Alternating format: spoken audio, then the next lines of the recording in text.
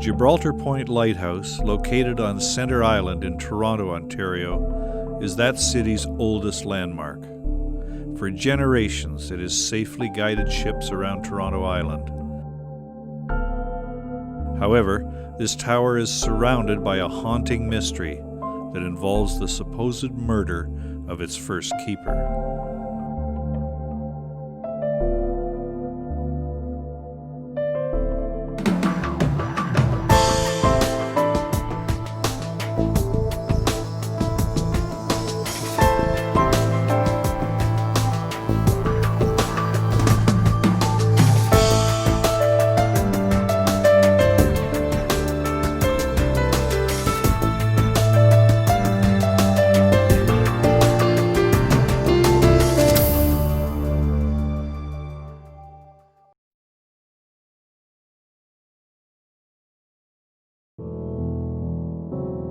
It was nearing midnight on the eve of December 31st, 1814.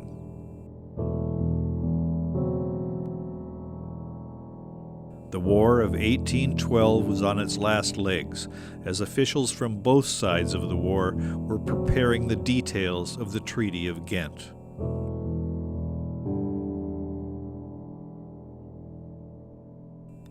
Fort York had come under attack by the Americans during the summer of 1813 and was later abandoned by the British as they rigged it with explosives to deter the invaders from the south.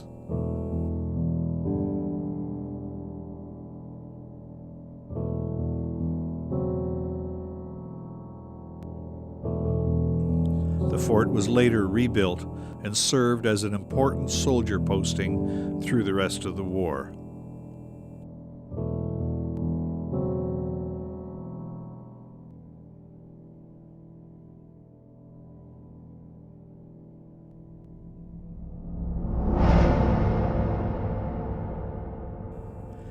As December 1814 was coming to an end, soldiers at Fort York threw a party to celebrate the arrival of the new year.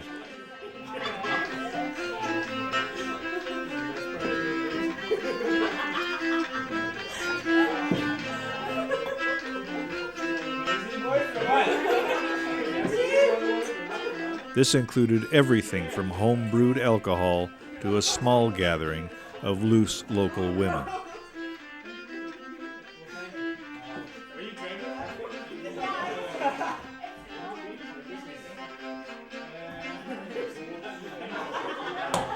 The alcohol was most likely bought from a local lighthouse keeper on the Toronto Islands named J.P. Radenmuller, a man who brewed his own beer and even bootlegged barrels of American whiskey across the border to thirsty soldiers in the States.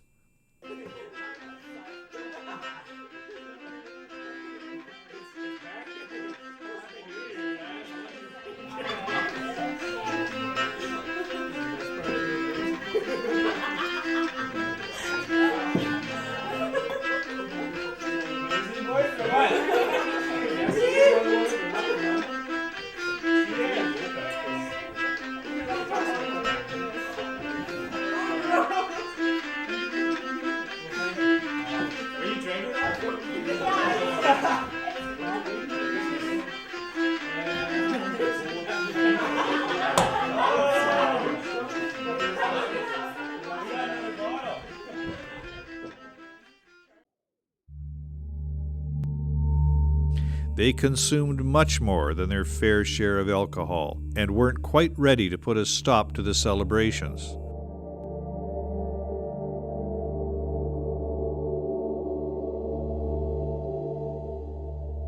Access to alcohol, especially while in the army, didn't come easy, so local brewers and bootleggers were a quick and easy way for soldiers to get their hands on more alcohol.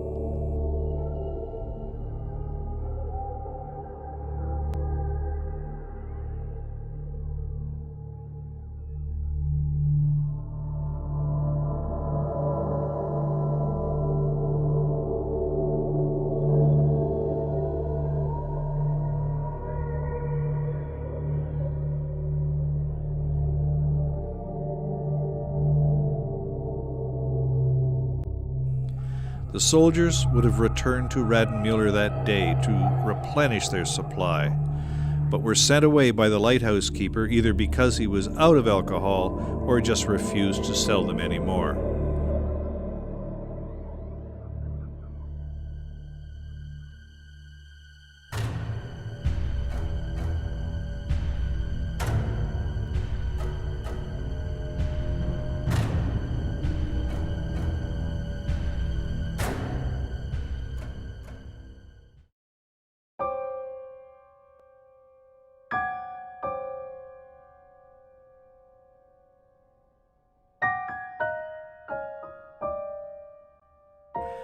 Later that day, Radenmüller was declared missing, as reported by the York Gazette on January 2nd.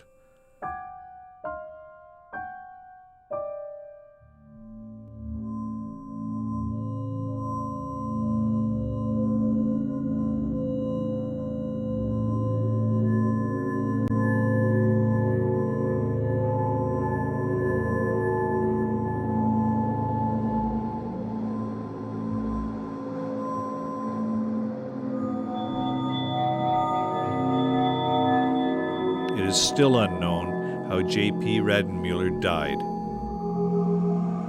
Some believe he was killed by the angry, drunken soldiers, while others think he simply disappeared.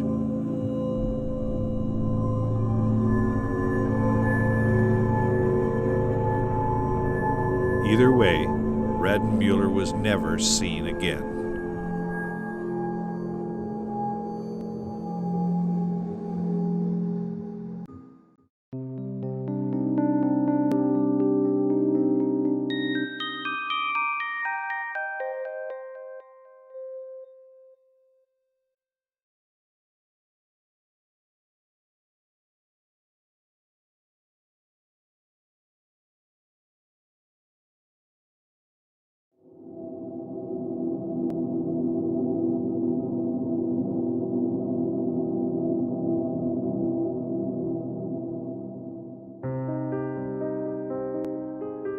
J.P. Radenmüller disappeared on January 1st, 1815, and his disappearance has never been conclusively solved. Could the drunken soldiers from Fort York have played a role in his death? Could the lighthouse shed some light on what happened to Radenmüller on that cold January day? Construction of the 72-foot-tall stone tower began in 1803 and took builders 5 years to complete. The Gibraltar Point Lighthouse was built in 1808 to help guide ships around the Toronto Islands and safely into the docks in Toronto Harbor. It wasn't until 1809 that the lighthouse became operational, and it was appointed its first lighthouse keeper, J.P. Radenmüller.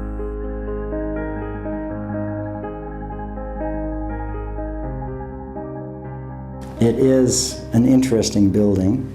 It's the oldest stone building in Toronto and the oldest building in Toronto on the same location, or at the same location. The fact that it's out of the way it doesn't really help, but then again, that's the nature. Lighthouses were always built in remote areas specifically to light the entrance to the harbor. They're never right downtown, they're always on the fringes of somewhere or other. And that doesn't really help things, but it is a marvelous structure. It's the second oldest standing lighthouse in Canada and the oldest on the Great Lakes. And except for the few lighthouse buffs or history people who take an interest in these matters, not really very many people know that. I had seen the lighthouse. I was a sailor as a kid, and I remember sailing out on the lake. You would see the lighthouse all the time, but I really didn't know the story behind it. And it wasn't until one of my colleagues mentioned it that I started to do some research on the internet and find out a little bit more about the mystery. And I was intrigued to find out that it's Toronto's oldest landmark. I mean, that really makes it something special. And then you add in it to the mystery of the murder and what might have happened here, and the fact it goes back to the days of old Fort York. And it's really an intriguing piece of Toronto history.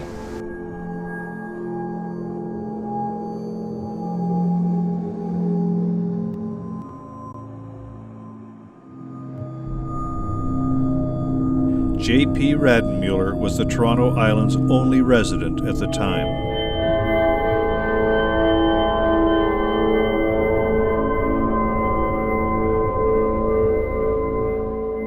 When he wasn't tending to the needs of the lighthouse, he was usually in his cabin brewing his homemade beer and later selling it to locals, including soldiers, at the nearby Fort York.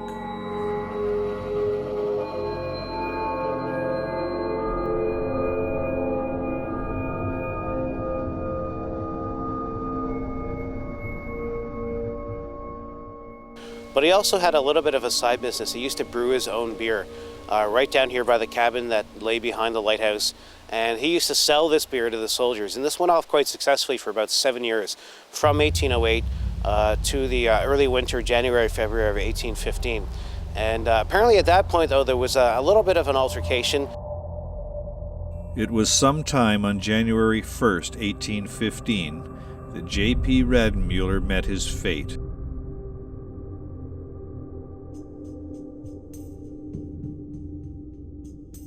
Stories told by some of the locals place Radenmuller in his last moments being brutally attacked by drunken soldiers from Fort York, who would have stabbed him, causing Radenmuller to collapse on the 13th step.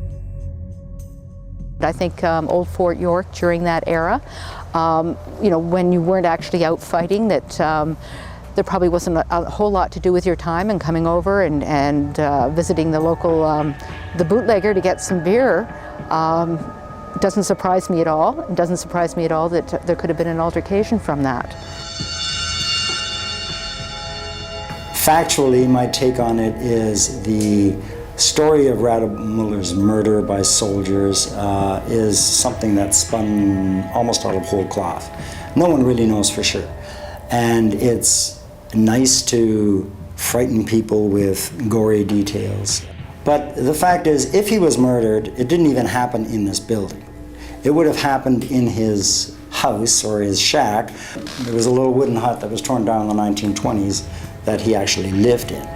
And if he was visited, it wasn't there. He was not killed in this tower, which is not a home. This was a workplace, and just nothing more than erected to hold a light. So stories of his being beaten to death on the 13th step and so on are just rubbish, but they sound fun.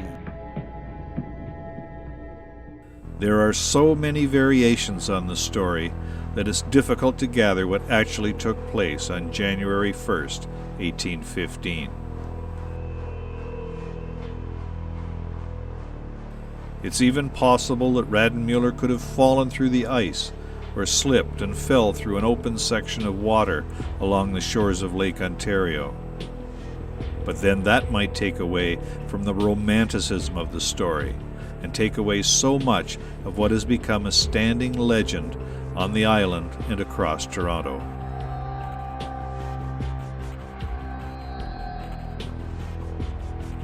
It is not known exactly what happened that night, but each story has its own twist that makes the mystery a part of Toronto's eerie history.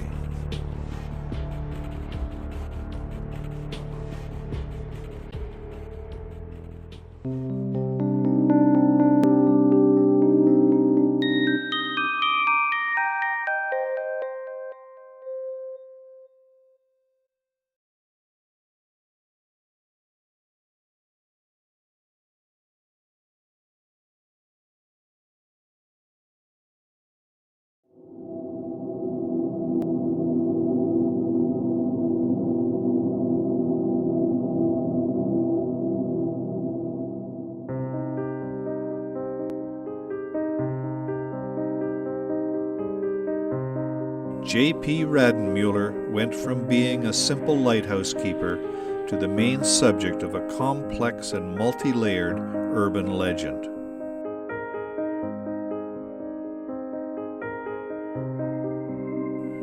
Could his good nature and passion for the lighthouse have played a role in his disappearance?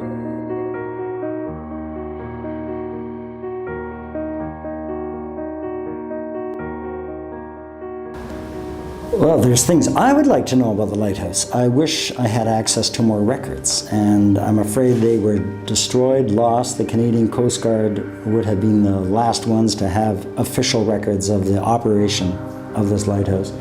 And since decommissioning it in '56, no one is telling me anything, and I don't think they even have very many records of it left. You know, we all want to learn a little bit more, and also we want to pay attention to our past. You know, here in Toronto, you know, it's a very modern city, and we don't see that many of the really old landmarks. So it's kind of nice to bring them to the forefront and tell people the stories of the people behind them. Or was it his seedy ties with the world of bootlegging, brewing, and selling alcohol to local soldiers that played a factor in what has become one of the oldest mysteries on the Toronto Islands? And he either served them some beer and cut them off, or just cut them off to begin with, and they weren't too happy about that. And some sort of altercation ensued from that. And there's different descriptions, and I don't know how they would have gotten those descriptions, how they got passed around, but that he was thrown from the top of the lighthouse tower, or that he was just simply killed, and that his body was dismembered and buried in certain areas around here. And then there are more reports that from the Durham family that a jawbone and part of a coffin was found in the area, dug up many years later, and that could have been Radmüller's remains, or some of them. And it's said that John Paul Radmüller still wanders around the base of the lighthouse. They see him wandering around here. Also, sometimes they see him only sort of partially here. You know, his arms are missing or something like that. He's looking for different parts of his body as he searches throughout the lighthouse. Later lighthouse keepers also reported hearing him running up and down the stairs of the lighthouse. They would see somebody playing with the light upstairs at night. They'd come up to investigate. Nobody would be around.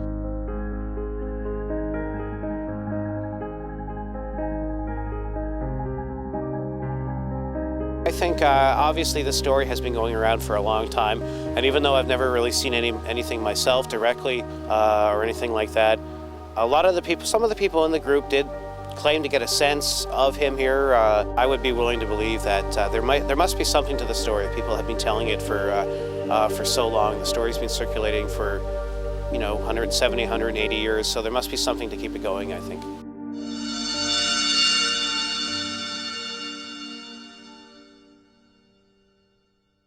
Everyone on the island knows the story of John Paul Radmüller, the first lighthouse keeper, the ghost story, the haunting. And of course I knew that before I took on this position, but it wasn't a factor I didn't have to wrestle with myself to see whether I would do this. No, it is part and parcel of being the lighthouse keeper here at this tower. Everybody will tell you that it's haunted because everyone hears that it's haunted. Will people spend the night here or come here late at night? A lot of people will not because they're innately superstitious. This is a creepily, charming building in its own way, and it doesn't really have much of warmth or domesticity to recommend it, so there are no visitors here at night anymore. Maybe if he was coming back, maybe he'd just like to tell his story. I mean, obviously now, all these decades, almost 200 years later, it'd be pretty impossible to actually, have anybody found guilty for his crime, but maybe he's just trying to shed some light on it, make sure his story is told, all this kind of thing. And maybe he just really loved this place as well. He was here for a number of years. That might have something to do with it as well. So I would say those might be good guesses at what his motives are for coming back here. Toronto Island's first lighthouse keeper's mysterious disappearance will continue to intrigue the people of Toronto and abroad. For the sake of urban legendary, sometimes mysteries are best left unsolved.